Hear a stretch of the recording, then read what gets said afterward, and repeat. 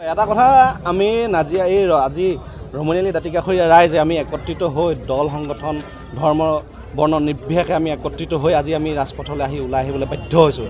কাৰণ এমাহ দুমাহ নহয়, বিগত ৩-৪ বছৰ হৈ গ'ল ৰমণীয়ালী যি পুখুৰীসদৃশ গাঁত, এই গাঁতৰ মাজেদি আমি ৰমণীয়ালীবাসী ৰাইজে পাৰ হ'বলগীয়া হৈছে। নিজৰ স্বাস্থ্য জীয়াই থকাৰ যি ন্যূনতম মৌলিক অধিকাৰ, সুস্থ বায়ু গ্ৰহণ কৰাৰ যি মৌলিক অধিকাৰ, সেই অধিকাৰো আচলতে নাজিৰা প্ৰশাসন আৰু শিৱসাগৰ প্ৰশাসনে আমাৰ পৰা আচলতে কাঢ়ি লোৱাৰ দৰে এটা পৰ্যায় পাইছেগৈ।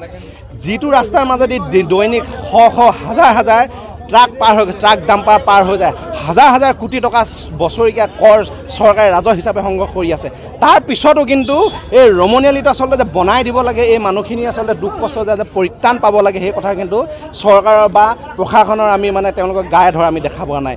কেৱল মাত্ৰ ৰমণীয়ালী বনোৱাৰ কাৰণে আমি যেতিয়া নেকি কোনো কৰ্তৃপক্ষৰ কাষ চাপোঁ, তেতিয়া তেওঁলোকে মাত্ৰ দুটা কামেই কৰে। এটা হৈছে তেওঁলোকে যিকোনো প্ৰকাৰে গোটেই বিষয়টো বৰ্ডাৰ ৰোডছ অৰ্গেনাইজেশ্যনলৈ ঠেলা মাৰি দিয়ে, আৰু বৰ্ডাৰ ৰোডছ অৰ্গেনাইজেশ্যনক কথা পাতিবলৈ গ'লে তেওঁলোকৰ কোনোবা খুদকণ পালি পঢ়িয়া এটাক পঠিয়াই, চকীদাৰ এটাক পঠিয়াই আমাৰ জনসাধাৰণক এই পাবুলি আভুৱা ভাৰে যে এই ৰাস্তাটো আমাৰ হাতত ফাণ্ড নাই, কৰিব পৰা কোনো ব্যৱস্থা নাই, তেনেকুৱা মিছলীয়া কথাৰ মাজেদি কিন্তু তেওঁলোকে আমাক কেৱল আভুৱা ভৰাৰ পৰিকল্পনা কৰি আহিছে। কিন্তু হাজাৰ হাজাৰ কোটি টকা কৰ কিন্তু আমাৰ মাজৰ পৰা ইয়াৰ পৰা লৈ গুচি গৈছে।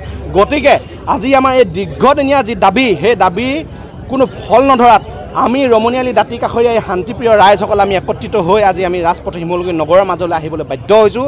আৰু এই প্ৰতিবাদী কাৰ্যসূচীৰ যোগেদি আমি প্ৰশাসন তথা চৰকাৰ তথা বৰ্ডাৰ ৰোডছ অৰ্গেনাইজেশ্যনক আমি সকীয়াই দিব বিচাৰিছোঁ যে এয়া আমাৰ প্ৰতিবাদৰ কেৱল মাত্ৰ আৰম্ভণিহে। ইয়াৰ অন্যথাই কিন্তু ভৱিষ্যতৰ দিনত এই ৰাস্তা কিন্তু বহিৰাগত প্ৰতিখন গাড়ীৰ কাৰণে কিন্তু আমি বন্ধ কৰি দিবলৈ বাধ্য হওঁ। ঐতিহাসিক ৰমণীয়ালী আমি দাঁতিকাষৰীয়া ৰাইজে আজি আমি শিমলুগুৰি অঞ্চলৰ শিমলুগুৰি নগৰৰ মাজমজিয়াত আহি এই পুখুৰীসদৃশ গাঁতৰ মুখৰ আগত আমি পথ অৱৰোধ কাৰ্যসূচী হাতত লৈছোঁ। কিয়নো বিগত দিনত আমি দেখিছোঁ যে আমি কিছু ঠাইত পথ অৱৰোধ কৰা অৱস্থাত BRO গৈ কয় নাজিৰা প্ৰশাসনৰ কথা, নাজিৰা প্ৰশাসনে গৈ BRO কথা কয়। গতিকে আমি চব ফালৰ পৰা যেতিয়া দেখিলোঁ যে সকলো প্ৰতিশ্ৰুতি মিছা, ৰাইজক আমাক মিছা প্ৰতিশ্ৰুতি দি ৰাখি থৈছে, গতিকে আমি এই মিছা প্ৰতিশ্ৰুতি প্ৰতিবাদ কৰিবৰ কাৰণে আমি এই শিমলুগুৰি নগৰৰ মাজমজিয়ালৈ আহি আমি এই পথ অৱৰোধ কাৰ্যসূচী ৰমণীয়ালী দাঁতিকাষৰীয়া ৰাইজে আগবাঢ়ি আহিছোঁ। আৰু অন্যথা ভৱিষ্যতৰ দিনত যদি এই পথ সোনকালে নিৰ্মাণ নহয়, আমি ইয়াত 10 চকীয়া 12 চকীয়া 6 চকীয়া যিয়ে হওক ব্যৱসায় কৰা যিকোনো বাণিজ্য কৰা যিকোনো গাড়ী, আমি ইয়াত চৰকাৰে কৰ সংগ্ৰহ কৰি থকা গাড়ীসমূহক আমি সম্পূৰ্ণৰূপে চলাচল বন্ধ কৰিবৰ কাৰণে বাধ্য হ'ম।